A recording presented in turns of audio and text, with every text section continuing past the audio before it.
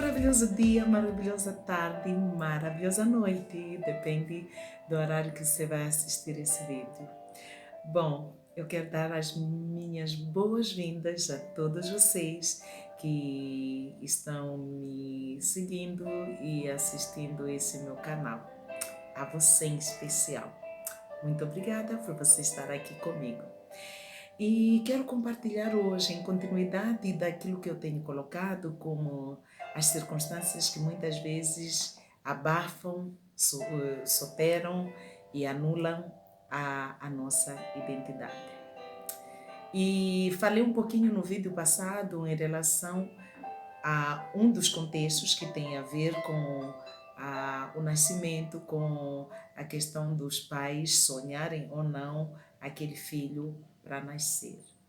E como a minha intenção aqui é falar da minha história, e eu vou estar intercalando isso dentro da minha história. E um dos contextos que eu quero abordar hoje é o contexto de casamentos.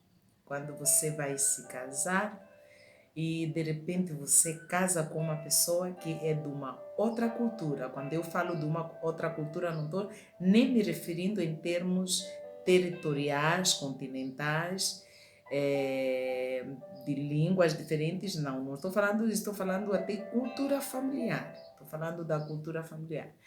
E essas culturas familiares, elas interferem na vida de um, né, e do outro, porque cada pessoa tem as suas fronteiras familiares, tem a sua maneira de viver, tem a sua dinâmica, tem as suas regras, tem os seus valores, e tudo isso influencia na vida do ser humano. E quando nós entramos no casamento, às vezes existem aqueles conflitos que são próprios da diferença cultural familiar.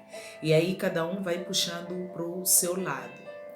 E dentro disso, a minha história começa por aí mesmo, porque a minha mãe casou com um homem, né, que não casou oficialmente aqui na África, nem além do casamento oficial, do cartório e tudo, nós temos os casamentos tradicionais, que é o dote, ou lobolo, em outras palavras.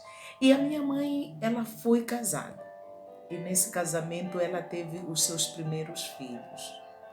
E nesses primeiros filhos que ela teve 3 filhos, veio a perder 2 filhos e depois veio a ter outra filha e ficaram em 2 filhas ficaram dentro desse primeiro casamento. E o que aconteceu é que minha mãe ficou, o marido dela saiu e foi para a África do Sul, migrou para a África do Sul para trabalhar e nunca mais voltou.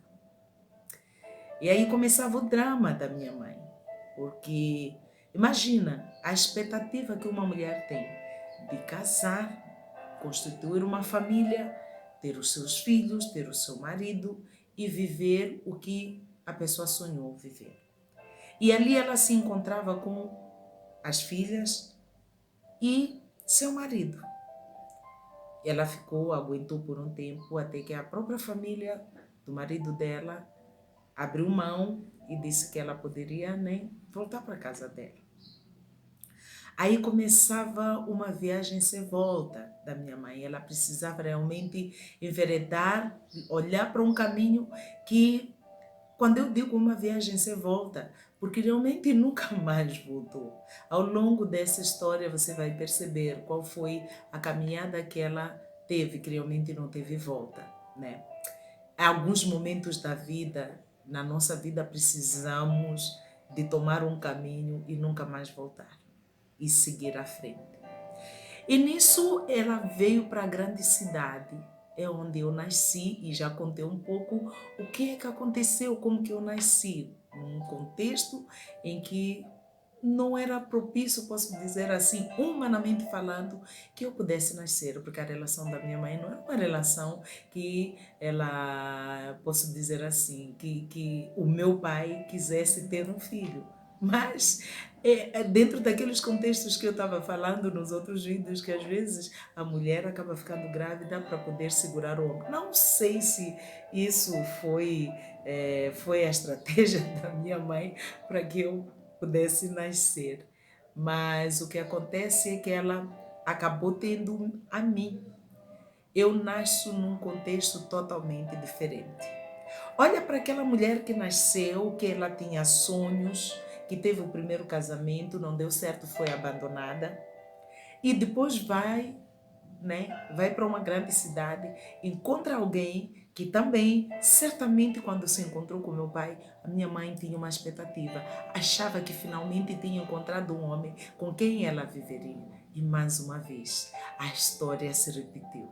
Ela ficou grávida e ficou lá sozinha com a gravidez dela. Quantas mulheres repetem a história e não se dão conta? Minha mãe repetiu a história. E você vai perceber ao longo da minha explanação, dos meus vídeos, como foi a caminhada dela e quantas repetições ela teve. E quando eu nasço num contexto que também foi um contexto que aumentou aquele início, aquela concepção, a gestação, e agora eu tinha nascido e eu estava me deparando com um ambiente totalmente diferente. Um ambiente de dor, um ambiente de miséria, um ambiente de falta total. Gente, quando eu falo de falta total, quem passou por isso e quem passa por isso sabe e entende o que eu estou a dizer. Algumas pessoas acham que já passaram por uma dor, por uma pobreza extrema e a pessoa ainda diz assim: eu senti, eu sofri muito porque eu só comia pão com chá. Porque eu só comia, normalmente no Brasil se diz angu.